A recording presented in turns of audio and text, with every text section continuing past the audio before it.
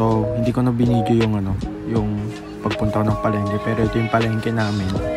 Ayun, hahanap tayo ng bibilhin natin mga ingredients. And carrots. Nakipagbangayan pa ako dyan ng konti. So, yun. Mamaya na natin sasabihin ko ano yung lulutuin ko. Nood lang kayo dyan. Ayan, sunod-sunod kayo dyan. Ayan pipino. Laki. Biro lang. Ayan yung pipino. Shoutout kay ate. Magluluto ba tayo dito? Ang puluts doon. So yan, nandito na ako sa labas ng palengke namin. Mag-jeep tayo. Pero tingin-tingin. Ayan. Tingin-tingin lang sa labas. Okay. Ayan. Ayan yung mga nabili ko. Simple ng ingredients. And so yun, nakauwi na ako. May transition tayo. Opo. And ayun. Ayun yung dog ko. Ayun, so yan. Pakit tayo ng konti. And meron pa si Aldous sa loob ng bahay. Hi Aldous.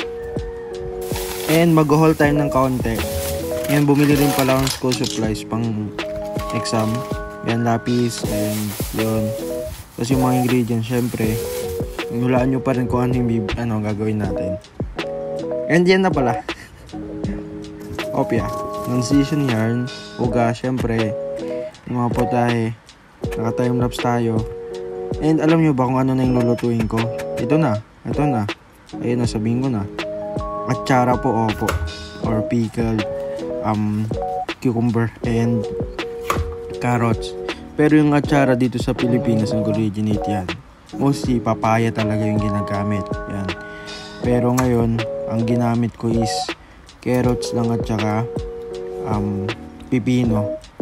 So, yan yung mga nahiwa ko na. Iniwa ko na, hugasan. Ang dapat hugasan. At syempre yung kamay hugasan. Ayan, ini-start ko na. Bukas syempre ng kalan.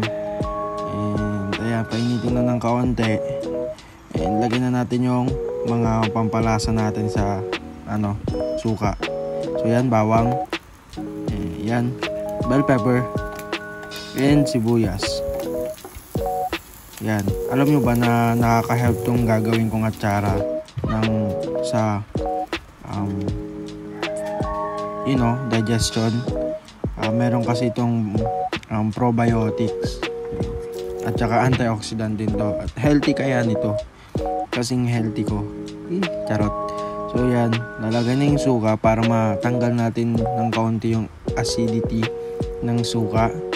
And lulutuin lang natin ng kaunti yung suka. Lalagyan natin ng asin at paminta. Nalagay ko na dyan yung paminta. And ayun, kaya na bala magtansya. Tikman nyo rin kung masyadong maasim or what. And naglagay ako ng siling haba ng kaunti. Yan, mekos lang natin. Mekos. Tapos lagyan ng tubig ng kaunti kasi yun, kulang. And ito yung special ingredient natin, honey. Medyo social tayo dyan. Mekos. So, tapos na. Transfer natin para lumamig. Papalamigin pa natin yan. Tikim. Okay na okay. Solid. Yan na yung nagawa natin nahiwa natin mga pipino at carrots. Lagay na natin yung suka. Dahan-dahan lang. Sarap. Grabe, habang nag-voice over ako dito, tatakam na ako. Lagay lang natin. Solid Yun. Tapos na ng ating atsara. Homemade yan. By yours truly. So ito na. Papalamig lang natin ng kaunti and okay na to kainin. And this is my atsara. Gawa ko ito. And thank you sa panonood. Bye-bye!